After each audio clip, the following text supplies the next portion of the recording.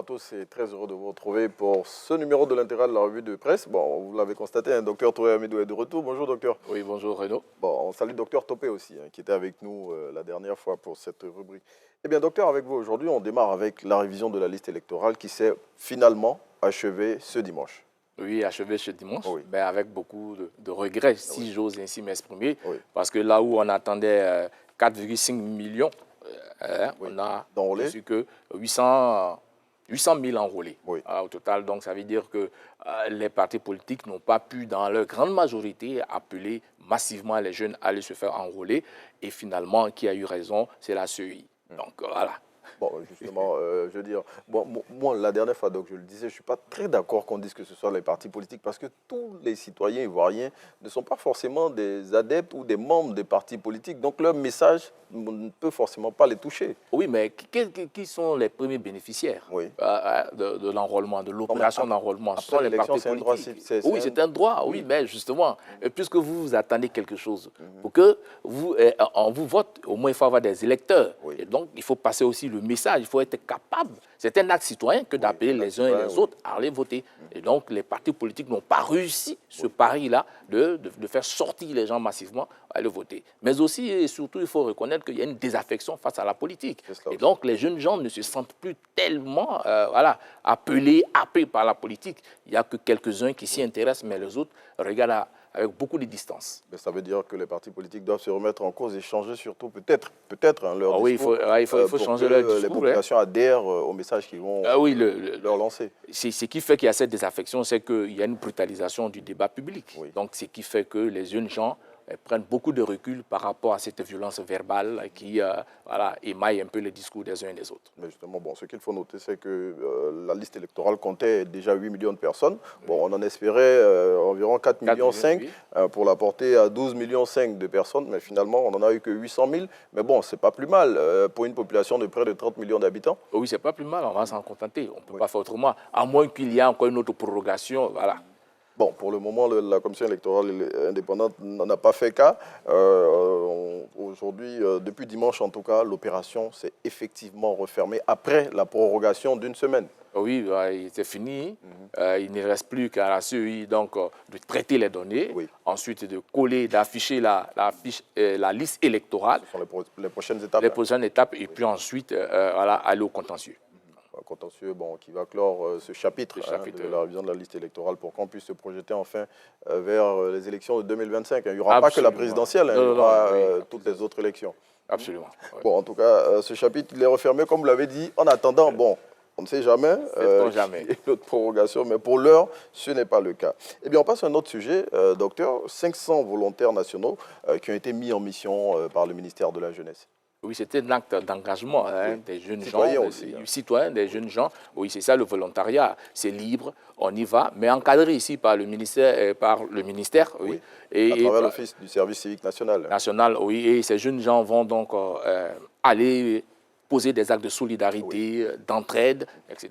Et surtout que ce sont des jeunes gens qu'on va intéresser et encadrés par l'Office national du service civique. C'est une très, très, très bonne chose parce qu'on apprend aussi aux jeunes gens à pouvoir aider. On apprend aux jeunes gens également à s'engager. C'est un modèle de patriotisme également. Oui, justement, et vous avez parlé d'intéressement. Ces jeunes gens, durant la période où ils vont être déployés dans certaines régions de la Côte d'Ivoire, auront 60 000 francs de pécule. 60 000 francs, oui. C'est le volontariat. Oui. On le fait librement. De volontariat où on donne de l'argent, je n'arrive pas. En fait, ce qu'on veut faire, ce qu'on veut faire, c'est des jeunes. On sait les conditions dans lesquelles ils étaient. Pour la plupart des déscolarisés, il faut les intéresser. Un jeune homme intéressé, il est plus motivé, mais en même temps, c'est que on s'éloigne un temps soit peu de certains mots, de certaines déviations, de certains actes délictueux. Et donc, c'est mieux de les intéresser. Et ils apprennent également aussi à se mettre à la disposition la nation. Ce sont des actes d'intérêt général. Voilà, et donc, c'est important que dans cette frange d'âge-là, on ait cette notion, on ait cette valeur-là à faire partager aux jeunes. Justement, ils vont être, comme on l'a dit, déployés dans certaines régions de la Côte d'Ivoire. Ils vont participer, hein, ces jeunes gens, à plusieurs activités dans les localités où ils seront déployés. On parle par exemple d'aider à la collecte des taxes, à l'assistance à la régulation routière. Hein. Bon, à Abidjan, on en a besoin, hein, parce qu'avec tous les bouchons qu'on rencontre. À l'organisation aussi d'activités socio-culturelles et puis au contrôle d'hygiène des hôtels et des restaurants. Bon, on parlait tout à l'heure de la journée des toilettes. Des toilettes, pas de la toilette. Que... bon, surtout. il faut bien le dire. On est des toilettes, justement. Petite parenthèse, docteur. Oui. On en parlait tout à l'heure hors antenne. Au niveau de la nuance qu'il faut faire. Non, la toilette, aujourd'hui, je regarde... je te regarde, oui. Je regarde votre animateur, oui. Je regarde docteur Zabi, vous êtes bien habillé. Oui. Ça, c'est votre toilette, vous avez une belle toilette. Okay. C'est différent de les toilettes. Les toilettes, c'est les yeux d'aisance. Ok.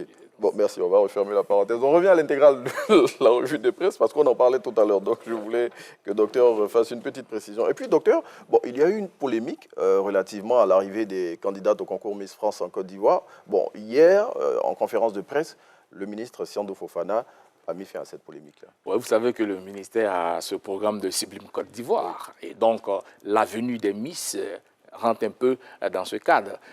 Ce n'est pas l'argent du contribuable ivoirien qui fait venir des Miss en plaisance, mais c'est surtout des partenaires qui accompagnent le ministère du Tourisme pour ces actions de... Voilà. C'est du tourisme également, donc elles vont découvrir, c'est des fonds qu'on engrange, c'est des fonds qui rentrent dans les caisses quand même de l'État de Côte d'Ivoire. Et surtout que ça va connaître un relais médiatique au niveau de la France, bon, qui est l'un des premiers partenaires, sinon le premier partenaire de la Côte d'Ivoire, dans certains domaines d'activité. Et surtout au niveau du tourisme, ça va nous ramener des devis. Oui, Sublime Côte d'Ivoire, c'est l'attractivité de la Côte d'Ivoire. Et donc, en faisant venir ces gens, c'est du marketing territorial. On positionne la Côte d'Ivoire sur tous les sites touristiques comme un marché. Oui. Et donc, il faut attirer les gens. Qu'est-ce qui peut attirer les gens? C'est la beauté de la Côte d'Ivoire. Oui, la beauté de la Côte d'Ivoire. Et surtout que ces dames, pendant leur séjour en Côte d'Ivoire, vont visiter plusieurs sites touristiques.